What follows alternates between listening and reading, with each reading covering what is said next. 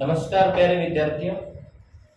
N के Saran online classes में आपका स्वागत है। Most welcome. मुझे आशा है कि आप बहुत अच्छे पढ़ रहे होंगे और जो पूर्व की क्लास से आपको मोटिवेशन मिला वो आपके लिए एक मरहम का काम करेगा। उसी मरहम के साथ हम आगे बढ़ रहे हैं और अच्छी खासी मेहनत कर रहे होंगे, पसीना बहा रहे होंगे, क्योंकि पसीना बहाए बगैर दुनिया में सफलता नहीं मिलती है। पसीना तो बहाना ही पड़ता है। वो कहते हैं ना कि जो इंसान पानी से नहाता है वो लिबास बदलता है। जो इंसान पानी से नहाता है वो लिबास बदलता है, पर जो इंसान पसीने से नहाता है वो इतिहास बदलता है। तो मुझे आशा है, मुझे बहुत खुशी है कि आप पसीने से नहा रहे होंगे और निश्चय ही आप जैसे लोग इतिहास बदलते हैं, तो आप भी जो अपनी हिस्ट्री को बदलने के कगार पे खड़े हैं। बिना किसी समय को जाया करते हुए प्यारे विद्यार्थियों, हम आज की ये जो क्लास है वो हमारी CUET को लेकर के होगी। बहुत ही नजदीक है एग्जाम और हम ज्योग्राफी डोमेन सब्जेक्ट को लेकर के CUET पर चर्चा कर रहे हैं। एक छोटा सा चैप्टर रहा है। इससे पहले मेरी आपसे ये विनती है, प्रार्थना है कि आप जो चैनल पे नए हैं वो चैनल को सपोर्ट करें। और हमारी ये कोशिश है कि जिन विद्यार्थियों के बहुत सारे जो डर है, मैंने पूर्व की वीडियो में भी बताया, मैं असफल हो गया, क्या करूं, मुझे याद नहीं रहता है, कितने घंटे पढूं, किस सब्जेक्ट की तैयारी करूं, कौन से कंपटीशन एग्जाम की तैयारी करूं। हम चाहते हैं कि इन सारे प्रश्नों का सॉल्यूशन आप तक पहुंचे। तो हम जल्द ही एक ऐसी सीरीज शुरू करने वाले हैं तो इन सारे प्रश्नों का सॉल्यूशन देगी। तो बहरहाल हम हमारे टॉपिक पे आ जाए।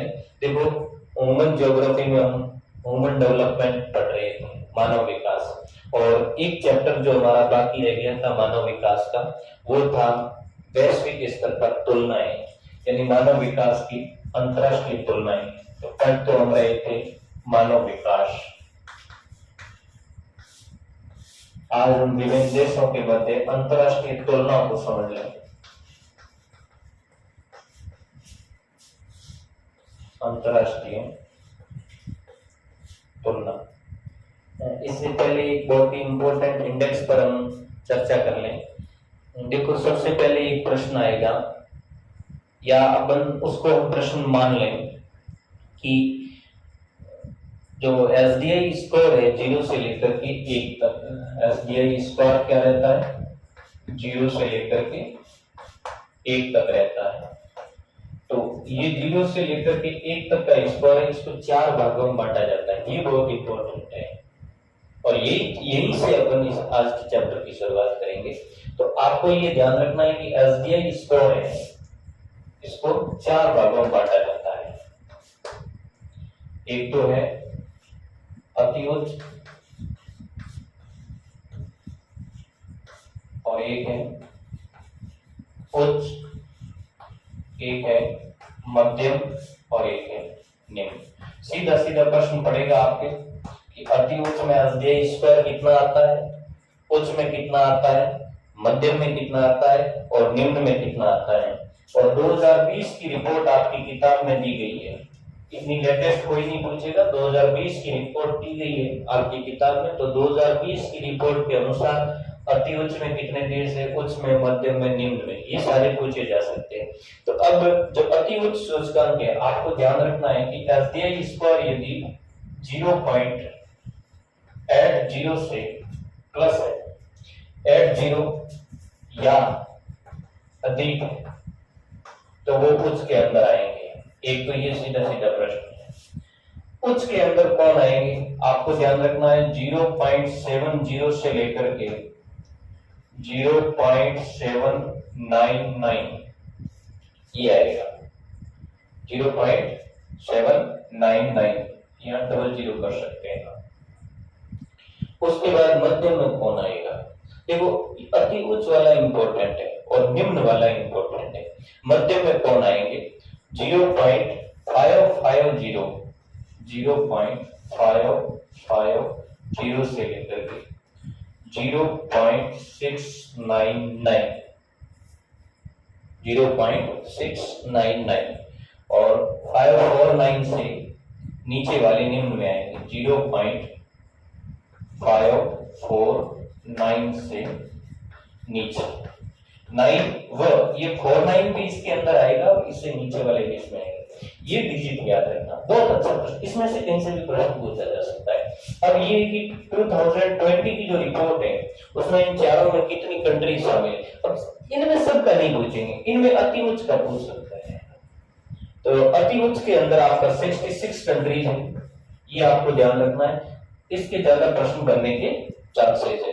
उसके बाद में इसमें 53 देश है कुछ के अंदर, और उसके बाद मध्यम के अंदर 37 देश है और इसमें 33 देश है। तो इन दोनों के चांस है ना, इसको थोड़ा ध्यान रखना। इसमें 66 कंट्रीज है, आपका कितने हैं 8 से लेकर के अधिक तक आता है। स्कोर क्या रहता है 0 से 1 के बीच में। क्लियर हो गया। अब इसका कोई बड़ा प्रश्न नहीं आएगा इसमें। अब थोड़ा सा हम देख लेंगे मैक्सिमम वाले देश कौन से हैं। तो देशों की एक इंडेक्स है, आप उस इंडेक्स को पढ़ लेना, उच्च मूल्य वाले। मैं केवल आपको एक नाम बताता हूं, आपको ये नाम याद रखना, नॉर्वे, जो इस समय सबसे ज्यादा डिजिट के साथ टॉप पे है। तो सर्वाधिक एसडीआई स्कोर वाला देश है वो नॉर्वे है। तो एक तो नॉर्वे याद रखना। उसके बाद सबसे जो कम एसडीआई स्कोर रखता है यूएई, ये भी पूर्व में भी अपन ने पढ़ा, यूएई संयुक्त अरब अमीरात, ये सबसे लोएस्ट है और ये सबसे हाईएस्ट है। दो तो ये सीधे सीधे नाम याद रखने। उसके बाद इनका एक जो मैक्सिमम वाले है ना, इनका क्रम याद रखना है। देखो 1 नंबर पे नॉर्वे है, 2 पे आयरलैंड है, 3 पे स्विट्जरलैंड है और 4 पे हांगकांग है। 1 पे नॉर्वे, 2 पे आयरलैंड है, 3 पे स्विट्जरलैंड है, 4-5 तक याद रखना हो। स्विट्जरलैंड है, 4 पे हांगकांग है और 5 पे आइसलैंड है। हांगकांग है और 5 पे आइसलैंड है। उसमें 10 तक दिया हुआ है, जैसे 6 पे जर्मनी है, 7 पे स्वीडन है, 8 पे ऑस्ट्रेलिया है, 9 पे नीदरलैंड है और 10 पे डेनमार्क है। क्लियर हो गई। अब अगला प्रश्न क्या बनेगा, आपको एक चीज दिख रही है कि दुनिया में ये देश कोई मोर डेवलप्ड कंट्रीज नहीं है, समझ गए ना, ये अति विकसित देश नहीं है, ये सामान्यतः छोटे मीडियम इकोनॉमी वाले देश है। तो एक यहां से प्रश्न बनता है कि कुछ देश ऐसे हैं जो छोटी अर्थव्यवस्था के बावजूद अपना एसडीआई स्कोर अच्छा रखते हैं, जैसे नॉर्वे, आयरलैंड, स्विट्जरलैंड, हांगकांग और आइसलैंड। यदि हम भारत के संदर्भ में देखें तो भारत के कुछ पड़ोसी देश हैं, जैसे श्रीलंका की बात करें, 3 किताब ने 3 नाम दिया है, श्रीलंका, ट्रिनिडाड और टोबैगो। हालांकि वर्तमान में श्रीलंका की वो कंडीशन नहीं है, लेकिन रिपोर्ट नंबर 2020 की हम बात कर रहे हैं। श्रीलंका, ट्रिनिडाड और टोबैगो। अब इसका प्रश्न क्या आएगा कि ये छोटी अर्थव्यवस्था होने के बावजूद भारत से एसडीआई स्कोर में ऊंचे हैं। कौन? श्रीलंका, ट्रिनिडाड और टोबैगो। क्लियर हो गया। इसका जो इकोनॉमिक ग्राफ है वो भारत से नीचा है, लेकिन ह्यूमन डेवलपमेंट इंडेक्स में भारत से ऊंचे है। एक इसका कंपैरिजन और ध्यान रखना है आपको। यदि भारत के संदर्भ में देखें तो इकोनॉमिक लेवल पे पंजाब हायर है, यानी पंजाब का अर्थव्यवस्था बड़ी है, लेकिन एसडीआई स्कोर में पंजाब नीचे है और केरला ऊपर है। तो भारत के संदर्भ में आपको केरल का ध्यान रखना है। सर्वोच्च एसडीआई स्कोर किसका है? केरल का है।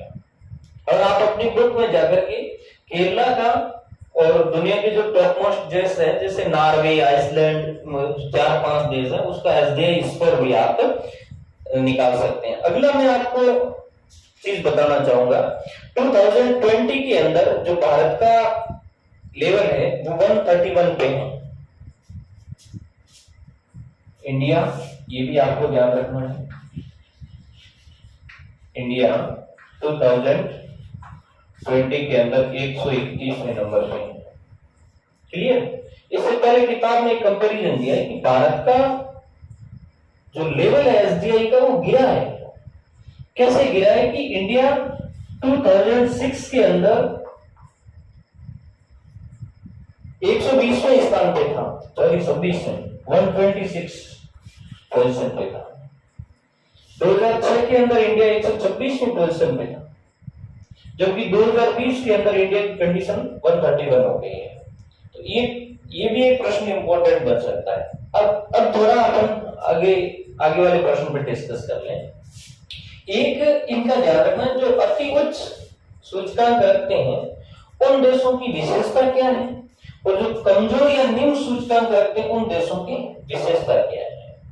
देखो, अति उच्च सूचकांक रखते हैं ना, उन देशों की कुछ मेजर विशेषता होता है। जैसे प्रश्न ये आ जाए कि निम्न में से कौन उसकी विशेषता नहीं है, या निम्न में से कौन उनकी विशेषता है। तो एक तो ये अधिकांश यूरोपीय देश है, ये इनकी विशेषता है इन देशों की। नंबर 2, ये अधिकांश औपनिवेशिक शक्तियां रही है, औपनिवेशिक शक्तियां रही है। ये दो चीजें आपको ध्यान रखना है, ये अधिकांश यूरोपीय देश है और ये अधिकांश औपनिवेशिक शक्तियां रही। फिर तीसरी चीज आपको क्या ध्यान रखनी है कि ये देश सोशल सेक्टर में सर्वाधिक निवेश करते हैं। सोशल सेक्टर मतलब जो सामाजिक ढांचा है उसमें ये सर्वाधिक निवेश करते हैं, मतलब अपना पैसा लगाते हैं। तो ये सामाजिक क्षेत्र में ज्यादा निवेश करते हैं। सर्वाधिक का मैंने करके एक शब्द यूज कर लो, ज्यादा निवेश करते हैं। सामाजिक सेक्टर कौन सा? शिक्षा है, स्वास्थ्य है, पेयजल है, सड़कें हैं, आवास है, ये सामाजिक सेक्टर में आती है। तो इन देशों की एक विशेषता है कि इनका जो बजट होता है उस बजट का एक बहुत बड़ा हिस्सा सामाजिक सेक्टर के अंदर निवेश ज्यादा किया जाता है। जबकि जो लोअर कंट्रीज है ना, इन देशों की क्या विशेषता है? तो ये देश अधिकांश औपनिवेशिक कंट्री रहे हैं, वो औपनिवेशिक शक्तियां थी, जबकि ये औपनिवेशिक कंट्री रहे हैं, मतलब गुलाम देश रहे हैं ये, समझे? इनमें वे देश हैं, याद रखना, मोस्ट ऑफ वे देश हैं जो सेकेंड वर्ल्ड वॉर के बाद आजाद हुए हैं। बहुत इंपॉर्टेंट चीज है, इसमें अधिकांश वे देश हैं जो द्वितीय विश्व युद्ध के बाद आजाद हुए हैं, द्वितीय विश्व युद्ध के बाद स्वतंत्र हुए हैं। या वे देश हैं जो 1990 के दशक में यूएसएसआर से अलग हुए हैं। 1991 के अंदर यूएसएसआर का जो विभाजन हुआ था उससे अलग हुए कंट्री वो इसके अंदर है। और इन देशों की एक खास विशेषता है कि ये सामाजिक सेक्टर में कम निवेश करते हैं। अभी भी इनका जो निवेश का सामाजिक सेक्टर में लेवल है वो कम है। और इनमें से अधिकांश देश हैं वो रक्षा क्षेत्र के अंदर अपना ज्यादा बजट यूज करते हैं। रक्षा क्षेत्र के अंदर ये ज्यादा निवेश करते हैं। ये मेरे इतना कहने की विशेषता यही थी कि चीज यही थी कि इनमें से कोई ये पूछ ले कि इनमें से कौन इनकी विशेषता नहीं लिखता है, कौन इनकी विशेषता नहीं लिखता है। ये आप जरूर ध्यान रखना कि उच्च सेक्टर वाले देश, उच्च सूचकांक वाले देश है, ये सामाजिक सेक्टर के अंदर ज्यादा निवेश करते हैं, पैसा खर्च करते हैं, जबकि ये देश है वो सामाजिक सेक्टर के अंदर कम पैसा खर्च करते हैं। और ये जो देश है ना निम्न सूचकांक वाले, इनकी एक विशेषता और है, इनमें से अधिकांश देश गृह युद्ध, अकाल, महामारी उनसे जूझ रहे हैं। और मैक्सिमम इसके अंदर अफ्रीकी कंट्रीज आते हैं। ये भी एक प्रश्न बन सकता है, इसमें अधिकांश है वो अफ्रीकी कंट्रीज के देश आते हैं। और इनका जो कौन किसमें कितने देश है ये चीज मैंने आपको सारी बता दी। तो ये लगभग आपका चैप्टर है वो ह्यूमन डेवलपमेंट का कंप्लीट हो गया। बहुत अच्छा चैप्टर है, न केवल सीयूईटी के लिए बल्कि ह्यूमन ज्योग्राफी भी है सेकंड ईयर, और आगे जो नेक्स्ट 12th क्लास आपकी आएगी उनके लिए भी बहुत इंपॉर्टेंट होगा। अच्छी तरीके से पढ़ते रहिए। अगले सेशन को हम लेकर के आपके बीच में जल्द हाजिर होंगे। तब तक